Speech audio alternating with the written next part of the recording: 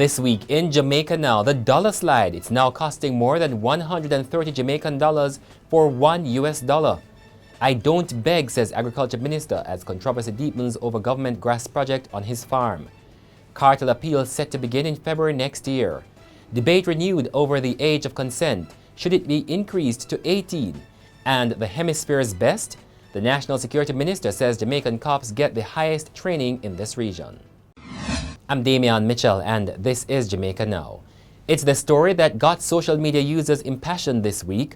The U.S. currency breaks the $130 mark. On Wednesday, the central bank reported that it was costing 130 Jamaican dollars and 2 cents for $1.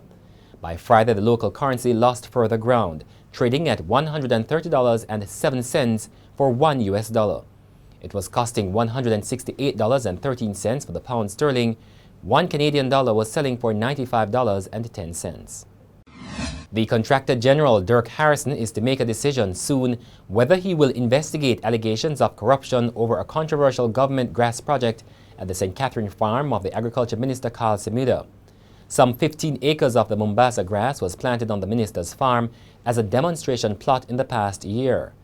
In unveiling the controversy in Parliament on Tuesday, the opposition spokesman on agriculture, Dr. Dayton Campbell, said the engagement seems improper. A day later, Mr. Samuda called a press conference declaring that he had offered to pay for the grass, but this was refused. According to him, the project directors, the Jamaica Dairy Development Board, says it was not customary to charge for such projects. Samuda says he erred by not putting his offer in writing. I'm going to come at the House on Tuesday and I'm going to bring every single documentary fact to show that all that is nasty, stinking politics at the lowest garbage level. Okay.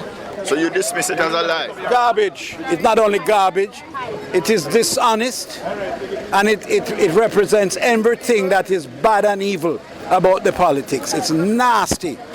It is absolutely nasty.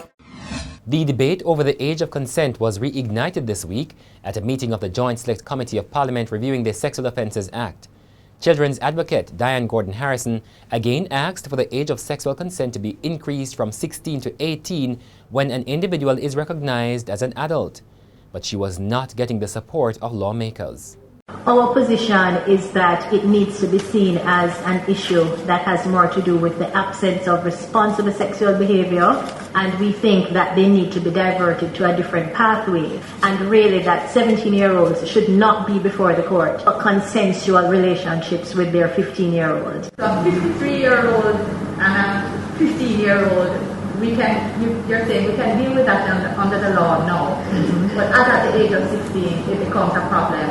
And therefore, it is better for us to move it to 18. So I'm not so sure that gets at the heart of the problem. So again, I ask, what is the magic in the age of 18? The defense team is now preparing to make submissions to the Court of Appeal ahead of the October deadline in the appeal filed by convicted dancehall artist Vybz Kartel. The appeal is to be heard over a 3-week period starting on February 19 next year. The prosecution will have until the end of November to file its documents to the court. Kartel, whose real name is Adidja Palmer, fellow entertainer Sean Storm Campbell, Kahira Jones, and Andre St. John are all serving life sentences imposed in 2014 for the murder of Clive Lizard Williams. Kartel must serve 35 years before he becomes eligible for parole, while St. John was ordered to serve 30 years. Both Campbell and Jones were ordered to serve 25 years before they become eligible for parole. Jamaican gangster Christopher Dudus Coke has been moved to a low-security facility in the United States to serve the remainder of his 23-year sentence. Coke, who was extradited in 2010, is serving time for drugs and gun running. Since his extradition in 2010, Dudus was being held in a maximum security prison. He is scheduled to be released from U.S. prison on July 4, 2030. The Jamaica Constabulary Force was in mourning this week following the sudden passing of Assistant Commissioner of Police Wintroy Boudou. ACP Boudou was pronounced dead at the Maypen Hospital in Clarendon, where he had been rushed after he reported feeling unwell. The senior cop had earlier left work in Kingston and headed home because he was ill for the second straight day. The police commissioner, George Quayler, says it has been a painful experience for the force.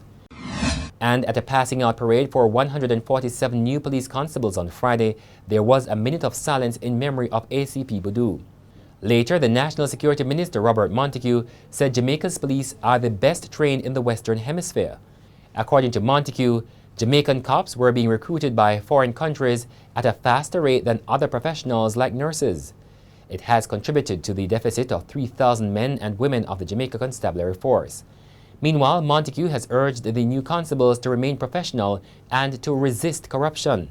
He said they should also report their colleagues who abuse the resources of the force, such as police cars and stationery. And that's it for this edition of Jamaica Now, your weekly review of the big news stories. Send us your comments at onlinefeedback@gleanerjm.com. You may tune in to Power 106 FM for regular updates. Follow us on Twitter at Jamaica Gleaner and on Facebook at Gleaner Jamaica. I'm Damian Mitchell, and before we go, spectacular scenes from the passing out parade for 147 new constables of the Jamaica Constabulary Force. Don't want to miss this one. Make sure you have your cameras out because you can't afford to miss it. Long nights of training, rehearsals,